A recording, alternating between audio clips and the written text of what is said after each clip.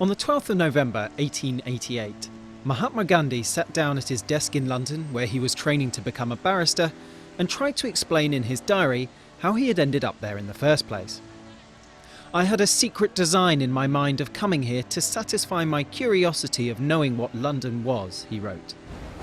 127 years later, India's current Prime Minister, Narendra Modi, will this week make the same journey to London, although this time he will be driven less by a sense of wanderlust and more by a desire to promote trade and his own status as a global statesman.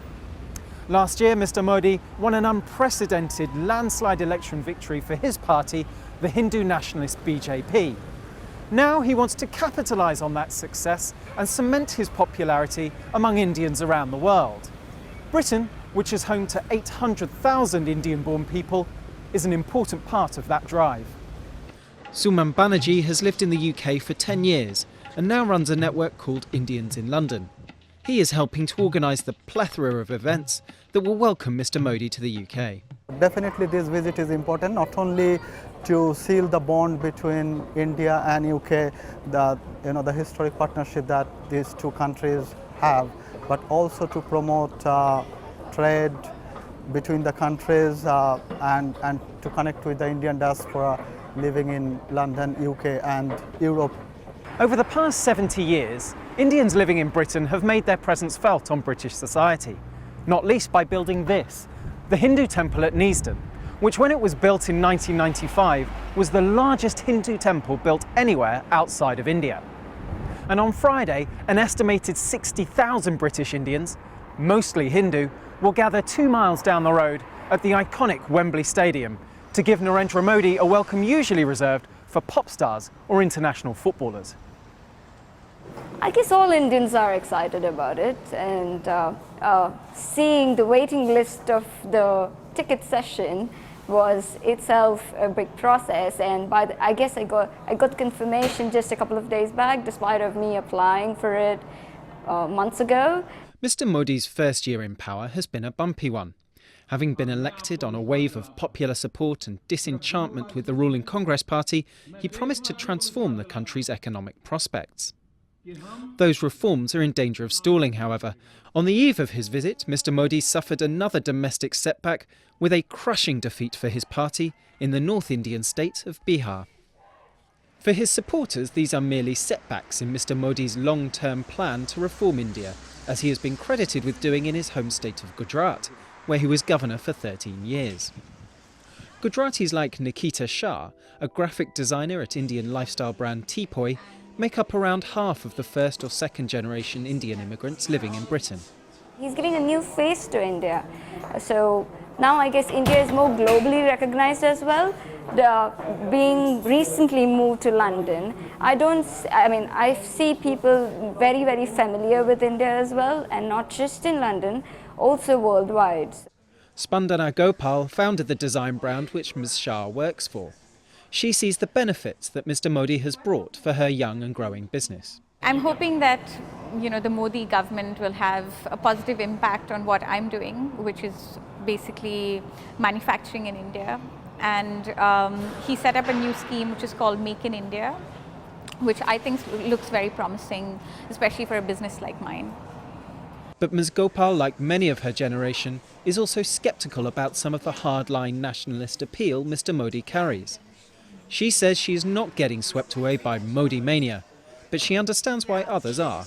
It's interesting to see the way people, I guess, react to his visit, because they obviously want to be a part of it and part of all the excitement.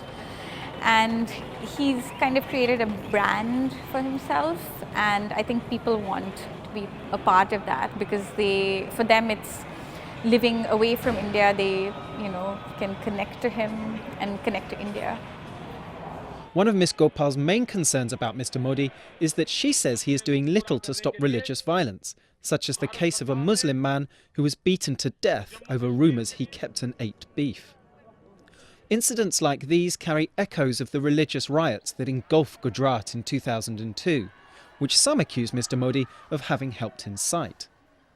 Some British Indians are angry that he should now be given such a warm welcome in a country which says it values human rights.